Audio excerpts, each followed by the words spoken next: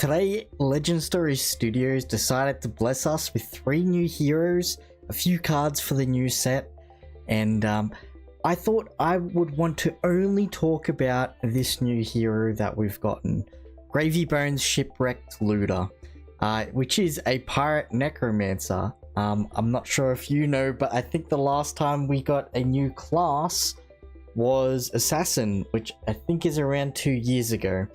And the last time we got a talent was Chaos, but that's only for like 1 or 2 heroes. Necromancer's been like this big thing that, you know, everyone's been worrying about for a while, or like wanting for a very long time. So let's go over Gravy Bones Shipwrecked Looter. He's a pirate necromancer, 4 intellect, 40 health, very basic, with the ability Instant Tide. I think this ability is called Tide. Destroy a gold you control, draw a card, and then discard a card. If a blue card has been put in your graveyard this turn, you may play cards with Watery Grave from your graveyard. So there's a lot to unpack there. So pirates look like they're going to be generating a lot of gold and all that, you know, as a pirate would be, or like stealing it from their opponent, like on hit abilities, or like searching for cards throughout their deck. But the necromancer part, we have no idea, and the only example we really have is Prism, in my opinion. I feel like this necromancer ability is going to be something that you can cast from your grave. So sort of like a system that Earth Runeblade and the Earth Wizard, Florian and Verdance both kind of run off, where like having a certain amount of cards in grave that you can cast from there. Who knows? But so far, the way I think this works is maybe, actually, I don't know. All we know is that there are going to be allies for this hero, which are explained on these 3 cards here. So to start off with, we've got Hoist 'em Up. Hoist 'em Up is a generic block for the pirate necromancer. When this defends, you may Tide an ally you control. If you do, this gains +1. So maybe this is like destroying them, or like putting it back into the grave, or like a recursion ability where you put it back into like at the bottom of your deck. Who knows? But it seems like it's going to be something that we're going to use it as a resource, which we have Paddle Faster. When this attacks, you may Tide an ally you control. If you do, this gains go again, and then you've got Board the Ship, which does the same thing, but gains Overpower instead. There's a lot to unpack, but at the same time, it's all the same ability, and we're not really sure what we're actually getting here. A lot of theories going around. Maybe it's just like spectral shields on the board, like how Prism had, or it's going to be something along the side of what Dromai had with dragons. Who knows? But it's really affected the market. Before we get to the market though, I'd like to go through the artworks of these 3 here.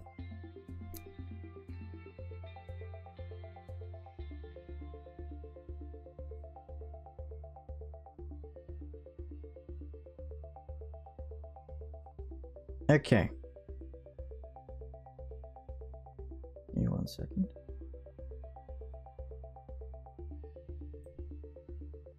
So starting off with, I don't know how to pronounce names, Thomas Rezuge, which I think created the block. And from as far as the cards he's created before, it's a very recent addition to Legend Story Studios. And this is his art page here. Not a lot to go off on, but he does have these like really surreal kind of images like this. Also stuff like this as well. Couldn't find anything on my own. Looking for like any hints for extra cards. Then we have Marco Gonzalez, which has created a lot of cards. It's really like surreal cards over the time that he's been with Flesh and Blood. And I think the earliest card was during, I think it was during Arcane Rising. No, Crucible Wall for Sleep Dart. And then the last card, which was the card at the back. And this guy's been around since Monarch, I believe, with the Yinti Yanti. I'm not gonna try and pronounce his name.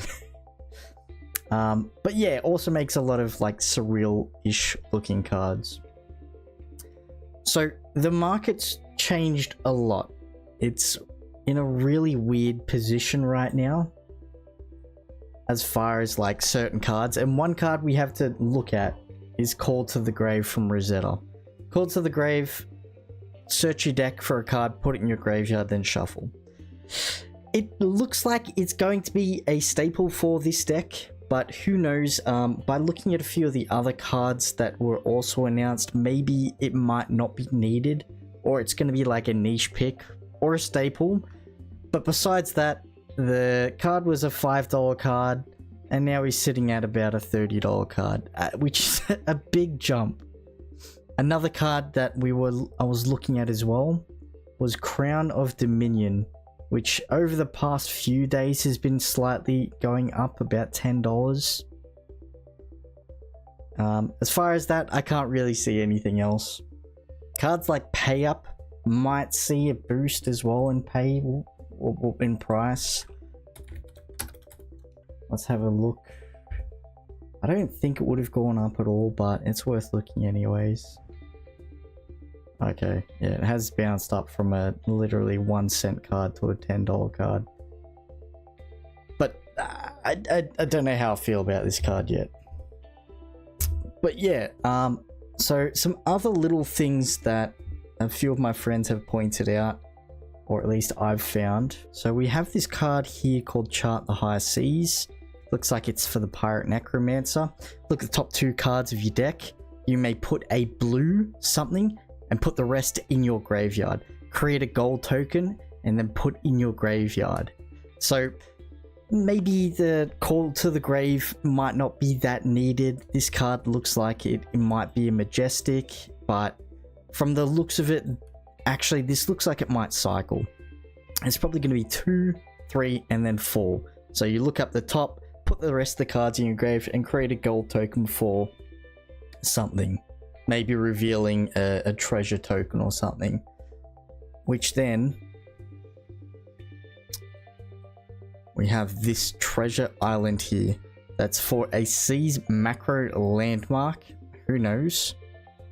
But first time I'm guessing first time a hero is attacked each turn does something. Something or an ally you control deals damage. Hero, you may remove that many gold from this, then create a gold token equal to the counters removed that way. So, who knows?